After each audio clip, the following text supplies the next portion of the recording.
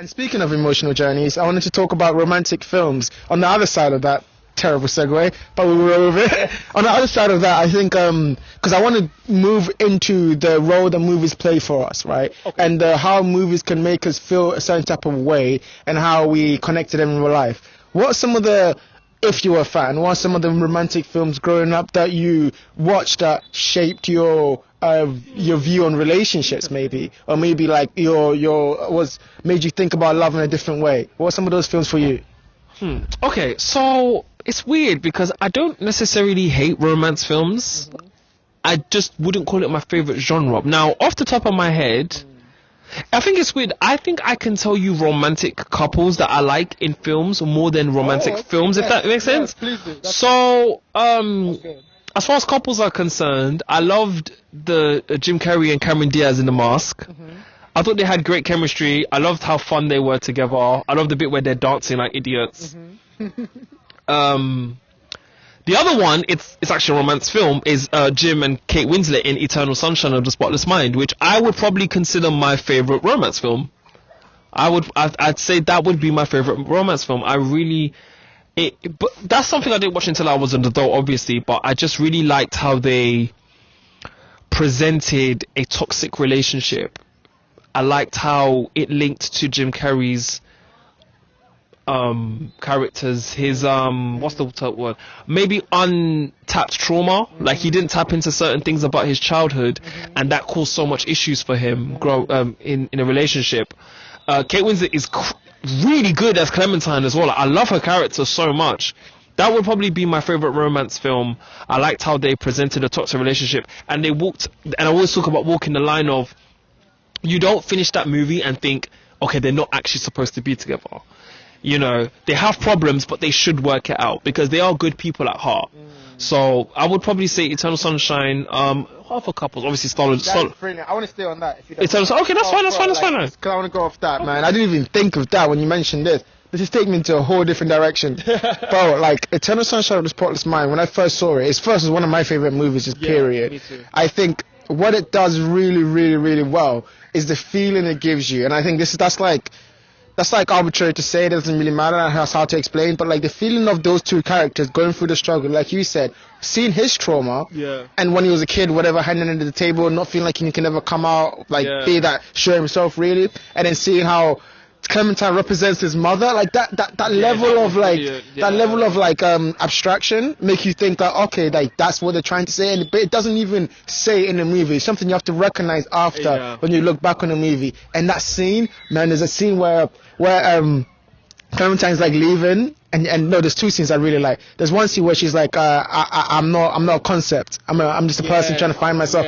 That scene. That I've felt that and I've heard that and I've experienced that in real life. Literally. Not saying word for word, but girls have said that, and girls especially like, no, I said that, and it's like, because I know that I tend to romanticize things, and again, this is why it comes back to like why I wanted to ask this question, because I know that things like movies like that give us an understanding about ourselves. I tend to romanticize things when it comes to love, and I've felt that the people that I'm drawn to tend to be like Clementine, who like to romanticize, but then in a sense they're also human beings that are like, don't romanticize me, I'm just a person, I'm also going through my shit, you know, and like having that kind of dynamic shown to me on screen completely blew my mind. Give you a wake-up call, maybe make you think, let me chill. Let me chill. I know exactly what you mean, man. I know exactly what you mean, but I think for me, a character like Clementine, I'll be honest, me too, I've known some Clementines in my life. There's a lot of Clementines out there. But I do get what you mean. Sometimes you can find yourself romanticizing, and maybe the idea of love or the idea of a relationship is better than an actual relationship, you know? And I think the issue may be that you either look for someone to save or someone to save you. It's like, that's not really how relationships should go. You know, it's not healthy. And I think Eternal Sunshine is very good at exposing that sometimes your idea of things can be very detrimental to your relationship, especially when the other person isn't willing to conform to that. Because Clementine wanted someone super open, super this, but he wasn't that guy. You tried to make him that guy, but he isn't that guy. And then vice versa. Jim Carrey wanted just some girl to save. I forgot his name in the film. What was it? I have no idea now. We know Clementine, but I forgot. Joel. I think it's Joel. Yeah, I think it's Joel. Yeah. But yeah, like, you know, so I like that. Another romance film that I enjoy, and I need you to stay with me. It's called The Girl Next Door, and basically the film is a high schooler. He falls in love with a girl, I and think I've seen this. well, he finds out that his girlfriend is a former porn star. Yes, I've seen this. Which is not why I like the film. That's just the backstory. That's not. No, so that's like the end scene. Yeah, it's nothing. It's actually not. I mean, actually, no, it's not. He finds out. Like, he finds out in the beginning, but it's just. I think they have great chemistry, and I think even that type of character. Okay, this is gonna sound crazy. I'm not saying a porn star is my type of woman. You don't have to like. But the personality that Danielle portrays is very much someone that I find interesting. What's the personality? Well, she's very spontaneous. She's very exciting. Like there's a scene where they drive into this random person's house and they're in the pool and stuff. Okay, not stripping, but you just the spontaneity. I'm in trouble, man. I don't know how I'm gonna. The spontaneity of the character. She's very three-dimensional. She's got a lot of layers to her. What does that represent? Okay, here's the question then. I'm going to try to save you a little bit. What is that? Because you mentioned that movie, and I'm 100%. I agree with you. And the end song's fantastic too. Oh, yes, like the end scene, the end song, that movie. I remember, no one's ever seen. I've actually watched that film, so it's crazy you brought that up. Yeah. Because I'm thinking, and I think what you're trying to head is the way characters in certain movies make you feel. Like the way the characters in the movie resonate with you. And it's a weird feeling when you meet a character or you see a character in a movie where they will resonate with you even in that short time. Like so much that it's almost like they're real, and it's like obviously you almost end up looking for someone like that in real life, and that's where the difficult thing when it comes to about watching these kind of films and being growing up on these kind of films, I think starts because it's like when I was growing up, I was looking for someone like Clementine because that was one of my favorite movies. I want that dynamic, not knowing that dynamic was not supposed to be represented. It was supposed to be a lesson, you know. And what's some of those kind of things for you where you've seen these dynamics in movies, and then as you go on that you kind of seen, okay, like maybe I wanted that, but actually when I got it, or maybe when I got older, I saw that is actually. And another example of that is 500 Days of Summer. Oh my God, yes. To me, that movie was one of my favorite movies. I wanted that what's her name? The girl from. I don't know her name. I know her name is Zooey Deschanel in real life, yes, but I don't know her yes. name. Oh, it's Summer. Her name is Summer, yes. Summer, yeah, her. Like, and I wanted her to be represented again in my real life, and then because it's not possible because that person is not real. Yeah, and like, what have you learned from seeing those characters like Summer, like Clementine, and growing up and seeing how that's really affected your outlook on relationships, and what have you learned from that? I do feel like with romance films, it's very easy to believe that one big expression and one big this is how I feel solves all problems. Like if you run to them and you say the right things, say the right time, then you're gonna have a hug and a kiss and everything's gonna be happy. Like, you ain't gonna do no more work after that. That is a lie. That is a lie. The movie's lied to you. You know. I think the problem with romance films is it makes things feel too easy. Yes. It makes things feel. And I think the another thing is everything is in montage, you know, like they wear suits. Have you seen shopping montages, right? Yes. There's a big funny music and then this is great. Clothes, Shop. You already shop in real life. There's no music playing, you know. You're tired. You are tired. That's romance. There's no music. You don't hear music in the background. You are tired.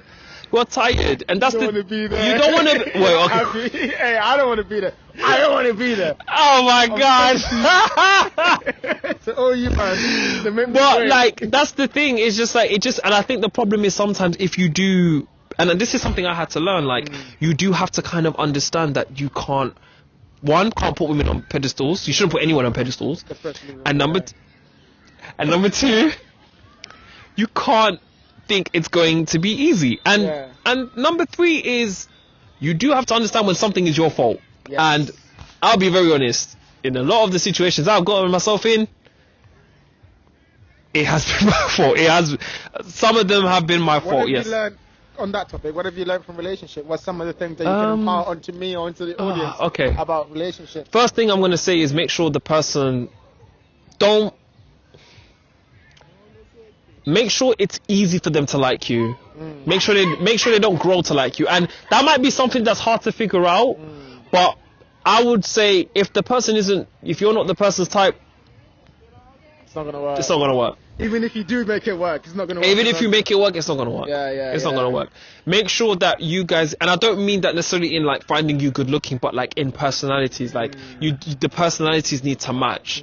You don't necessarily need a twin. Sometimes yin and yangs work, but make sure you two, like, as much as I was saying things shouldn't be easy, they also should be easy. Like talking to your girl should be easy.